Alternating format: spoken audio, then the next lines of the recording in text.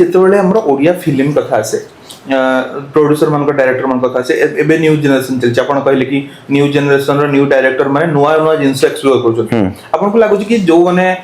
2010 रो 2020 भितरे अथवा 2010 मसे जो माने फिल्म करथले जो डायरेक्टर माने तांकर से पुराना ढांचा रे रही थिले कि ऑफ कोर्स अपग्रेडेशन टा धरिया बहुत डिफिकल्ट है जनरेशन चेंज बहुत फास्ट होतला 10 वर्ष होता है तो 3-4 वर्ष पिला माइंडसेट चेंज हो जाउची बट जिनस होचे अपग्रेडेशन केमिति हुए जते बेले आपण समाज रे वर्तमान कोन चलची जानिबे आपण जहा करूथिले सो आपण को रेगुलर बेसिस रे अपडेट केमिति हेबे वर्तमान आपण सोसाइटी रे कोन चलची वर्तमान फिल्म कोन चलची आपण देखिबे न्यू मेकर्स माने केमिति काम नै कि आउछन देखिबे सो एटा देखि के आपण निज को अपग्रेड करिवे वेयर आपण माने लर्न करिया बंद कर देबे आपनकर अपग्रेडेशन बंद हे जिवो किंतु अधा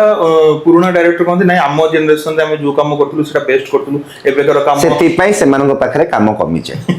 ऑफ कोर्स कमी जाय जदी आपण समय सहित निजको आगे बेनी कि ढाली बेनी समय आगु को बढ़ी जो आपण पछे लोकन टेस्ट भी चेंज हो आपण सेते जिबा को पड़िबो